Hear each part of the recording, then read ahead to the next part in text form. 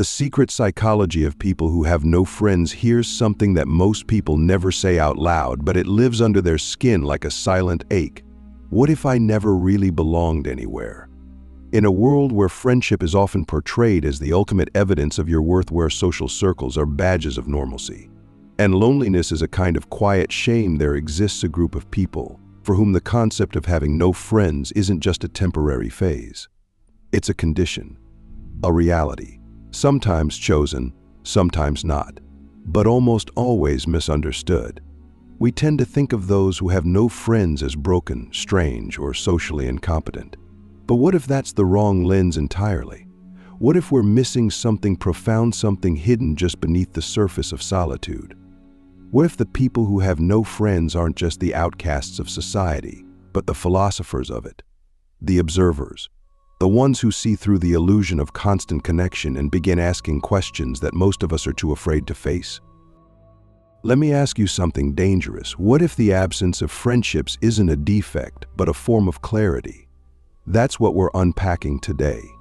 Because there is a secret psychology behind those who walk through life without a tribe. And it's not what you think. At first glance, solitude looks like a failing. Humans are social animals, right? We evolved in tribes, in villages, in communities.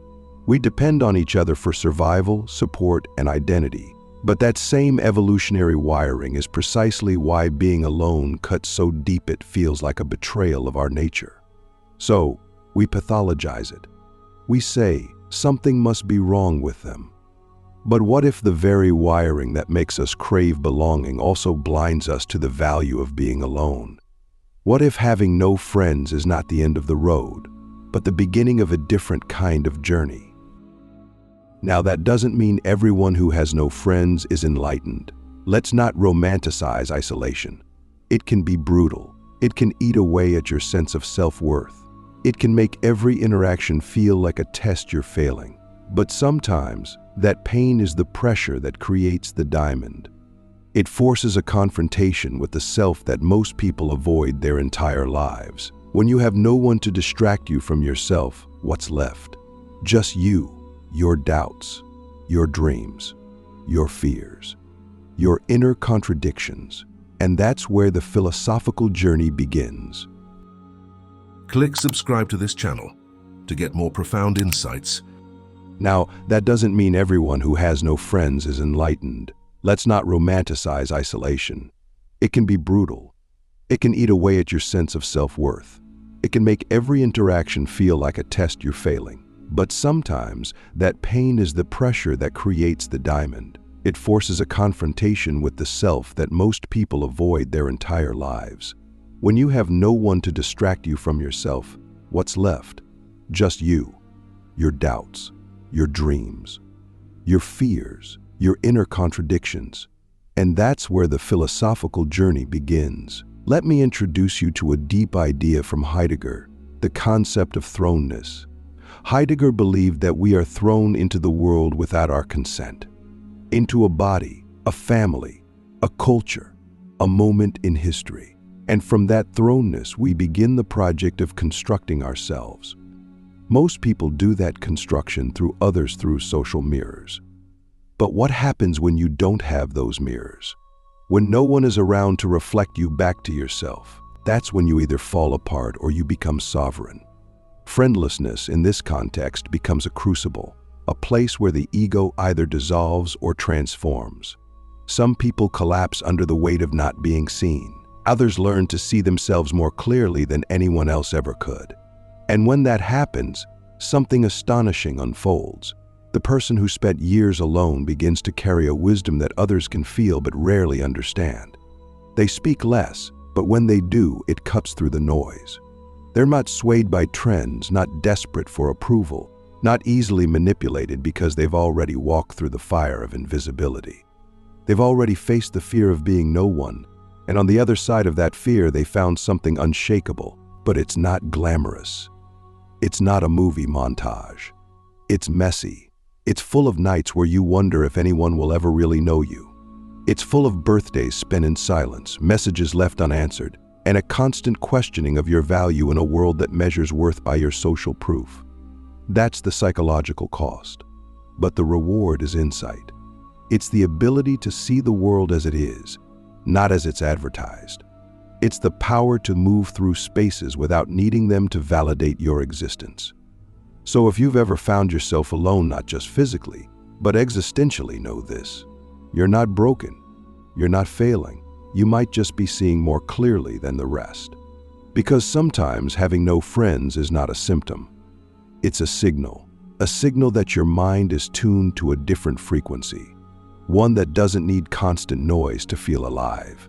And maybe, just maybe, the people who walk alone aren't behind the rest of us. They're ahead. Hidden depths. Why loneliness can be a portal to the highest levels of self-understanding. Loneliness is one of the most misunderstood experiences in the human condition. We treat it like a disease, something to be cured, avoided, escaped from at all costs. But what if loneliness isn't a curse? What if it's a teacher, a guide, a doorway to something far more profound than most people ever experience in their saturated social lives? If you've ever walked through the silence of your own soul and felt that aching absence of connection, you already know. Loneliness isn't just about missing people. It's about confronting yourself. And that confrontation holds answers society is too distracted to hear. Let's be honest, being alone forces us to meet the parts of ourselves we'd rather avoid.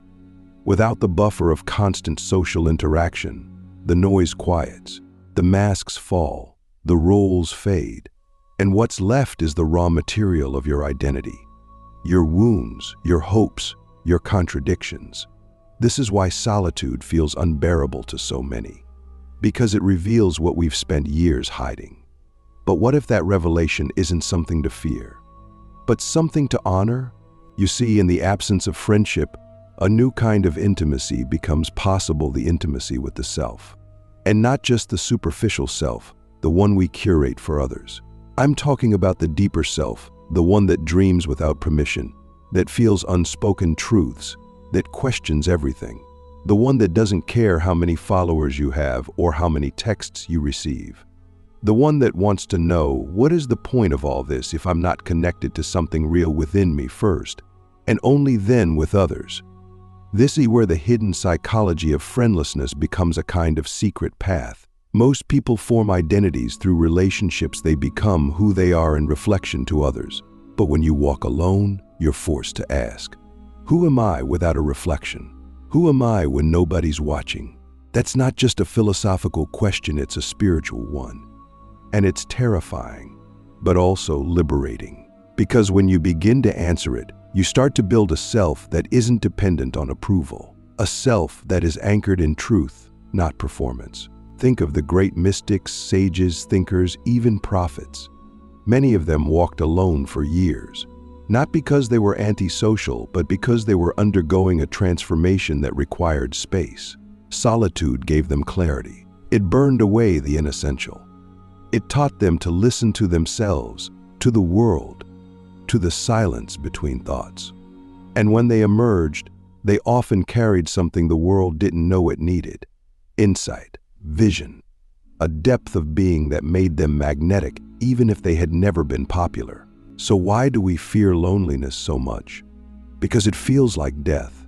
And in a way, it is. It's the death of the socially constructed self, the death of the need to be liked, the death of the illusion that we are only as valuable as the number of people who want to spend time with us.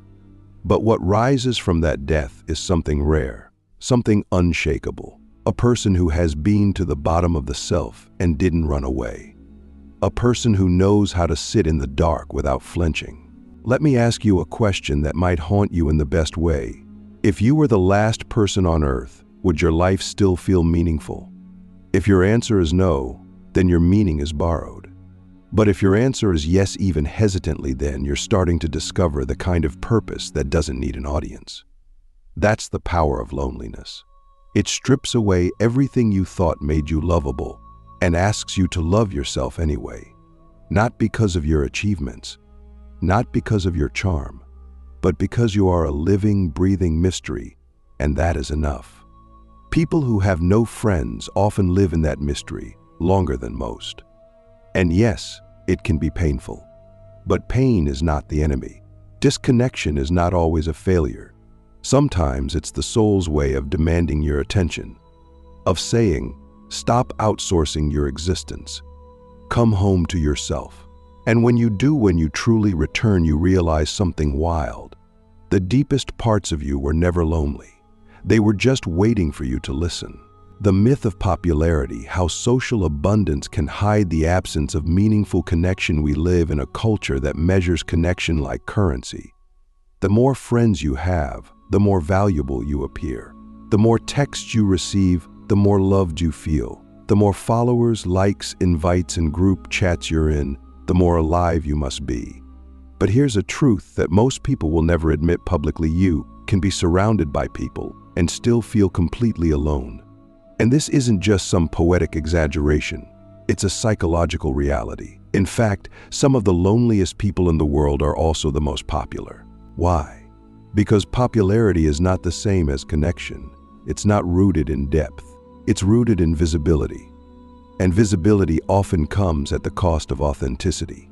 Think about it. When you're trying to be liked by everyone, how much of your true self are you allowed to bring forward? How many of your real thoughts, doubts, fears, and strange little quirks can you actually share in a room full of people who expect you to perform a version of yourself they already approve of? This is the paradox. The more people you try to please, the less of yourself you can preserve. And so, the psychology of those with no friends becomes even more interesting in this context. Because while they may lack external recognition, they often carry an internal integrity that's rare. They don't have to split themselves into fragments to maintain shallow ties. They don't have to dilute their truth to stay in the group. They don't walk around wearing masks, wondering if today is the day someone will finally see through them. They already know who they are when no one is watching, and that's a kind of freedom most people never taste. Let me ask you something that might sting. Are your relationships mirrors or masks? Do they reflect who you truly are? Or do they force you to hide behind a version that feels acceptable? Because there's a kind of isolation that's worse than being alone. It's being surrounded by people who don't really know you. People who love the idea of you, but not the reality. People who like your curated personality, but would pull away if you ever dropped the act. We don't talk about this enough. That modern social life is often a performance. That we live in a time where being likable is more important than being real. And in this performance, authenticity becomes a liability. Vulnerability becomes awkward. Silence becomes suspicious. So we fill every gap with noise, every pause with distraction, every moment of doubt with groupthink. But in doing so, we lose something profound: the ability to be fully, unapologetically ourselves. And here's where the myth of popularity collapses. Because if your friendships are built on performance, they don't nourish you. They exhaust you. They leave you feeling unseen, even when you're constantly being looked at. They leave you hollow, even when your calendar is full. And that's why people with no friends, those who've stepped outside the social machine, often begin to see the whole thing more clearly. They notice how much of our social life is built on fear. Fear of being alone. Fear of being judged. Fear of being irrelevant. But if you can face those fears, if you can walk through the valley of solitude and not lose yourself, you come out the other side with clarity.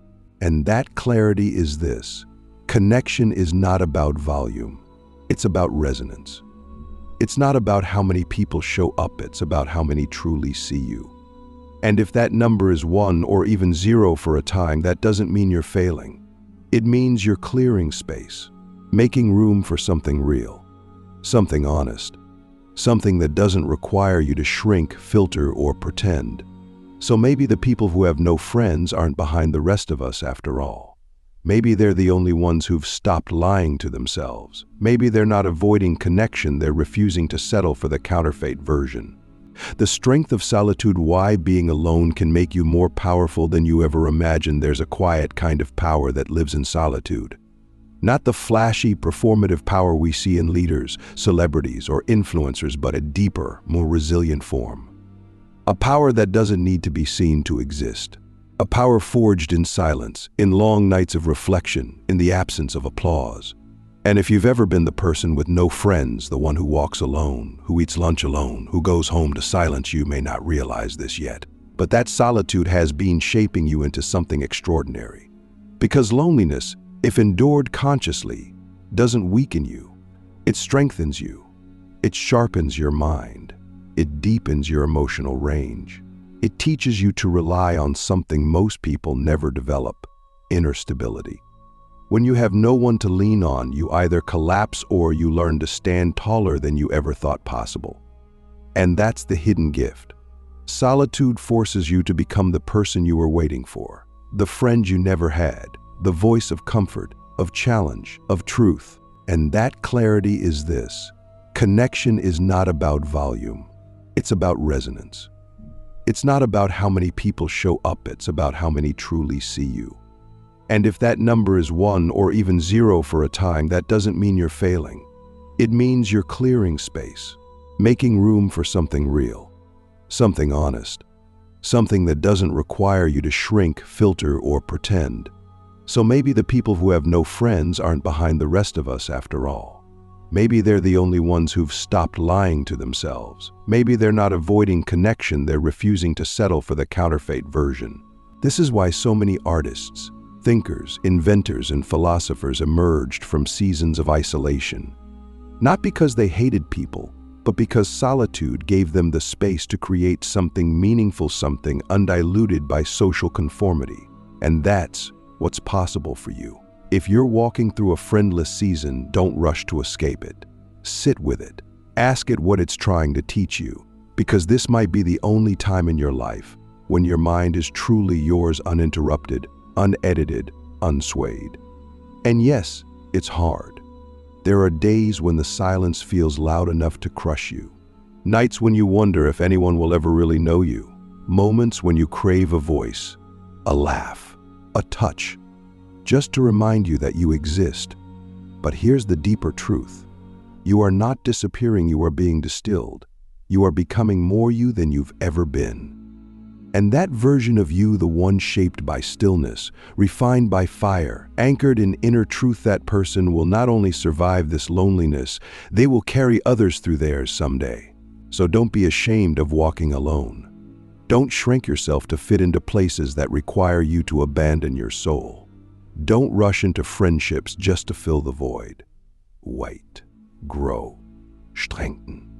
Because the person who can stand alone is the one best prepared to connect deeply, truthfully, and powerfully when the time is right.